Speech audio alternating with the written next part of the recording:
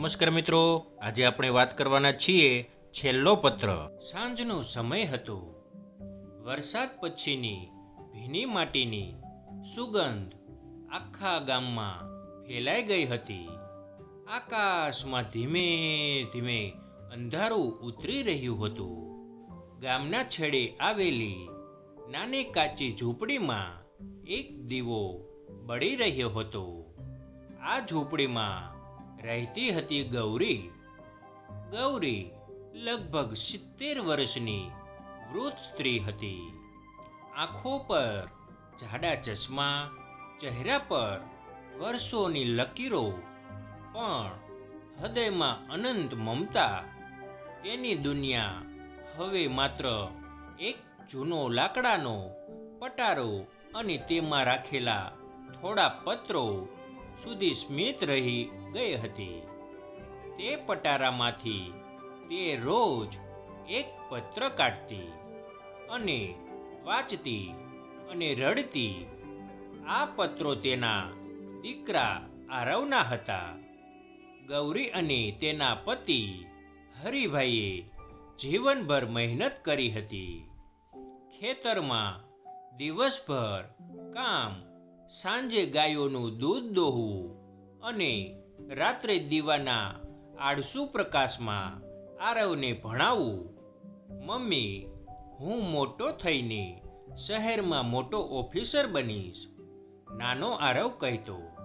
ગૌરી હસીને કહેતી, બેટા, તું જ્યાં રહેશે ને ત્યાં અમારું ઘર હશે. ગામના લોકો મજાક કરતા, અરે ગૌરી, ખેત મજૂરનો દીકરો ઓફિસર બનશે. પણ ગૌરીને વિશ્વાસ હતો, આરવ ભણવામાં હોશિયાર હતો. સ્કોલરશિપ મળી, શહેરમાં એડમિશન મળ્યું. આખું ગામ સ્ટેશન સુધી છોડવા આવ્યું. ટ્રેન જતી રહી. ગૌરીના હૃદયનો એક ભાગ સાથે લઈ ગયો. શહેર પહોંચ્યા પછી આરવે પહેલો પત્ર લખ્યો.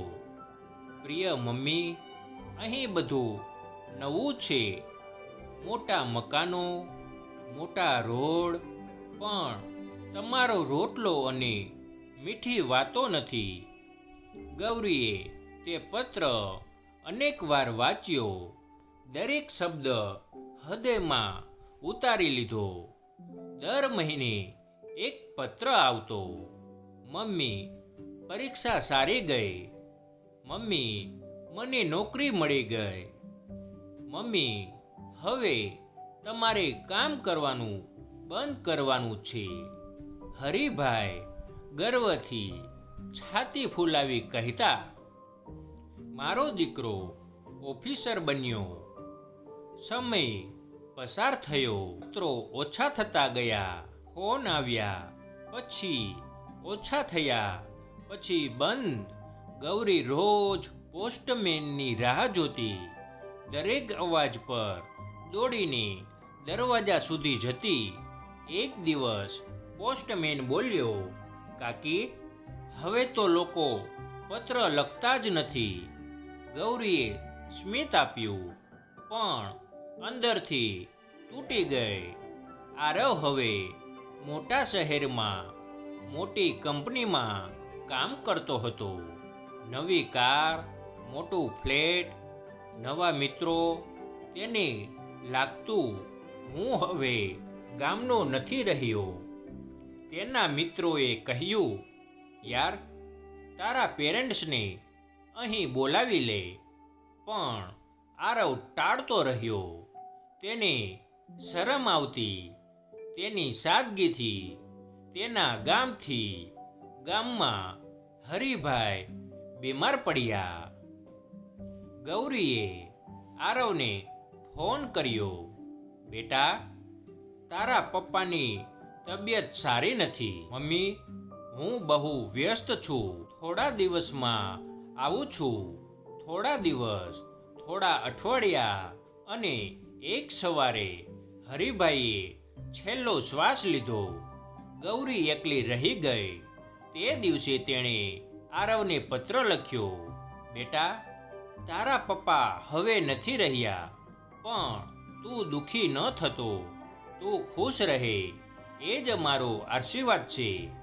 આ પત્ર મોકલ્યા પછી ગૌરી દરરોજ દરવાજા પાસે બેસી રહેતી. એક દિવસ ગૌરીને આરવનો પત્ર મળ્યો. મમ્મી, માફ કરજો, હું સારો દીકરો બની શક્યો નહીં. હું ટૂંક સમયમાં તમને લેવા આવીશ.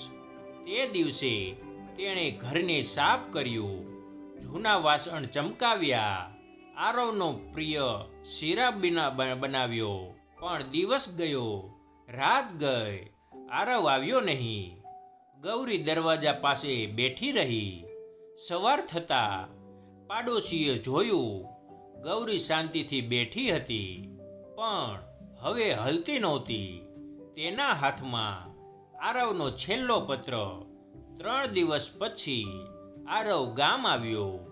કારમાંથી ઉતરતા જ તેને ગામ નાનું લાગ્યું, પણ આજે તે જ ગામ તેને ભાર લાગતું હતું. ઘરમાં પ્રવેશતા જ તેને દિવાલ પર પોતાની બાળપણની તસવીર દેખાય. પાડોશીએ કહ્યું, બેટા, તારી માં આખરી શ્વાસ સુધી તારી રાહ જોતી રહી. આરવ જમીન પર બેસી ગયો. પટારામાંથી તેને બધા જૂના પત્રો મળ્યા, તેના લખેલા અને તેની માની સાચવી રાખેલા યાદો.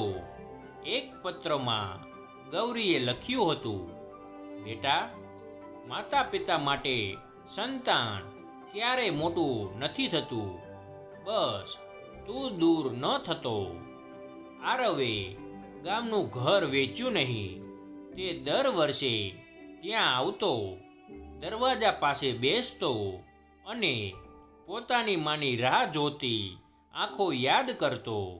તે સમજ્યો, સફળતા પૈસાથી નથી મપાતી. સફળતા એ છે જ્યારે તમારા લોકો તમારી સાથે હોય.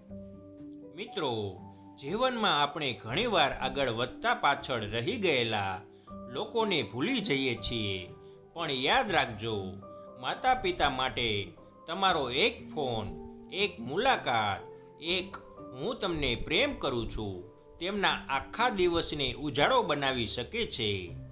કેમ કે કેટલાક લોકો આખી જિંદગી માત્ર તમારી રાહ જ જોતા રહે છે. મિત્રો, આ વિડીયો તમને કેવો લાગ્યો તે કમેન્ટ કરીને જણાવજો અને મારી ચેનલ ટ્રુ સ્ટોરી 1991ને સબસ્ક્રાઈબ કરવાનું ના ભૂલતા. તમારો ખૂબ ખૂબ આભાર.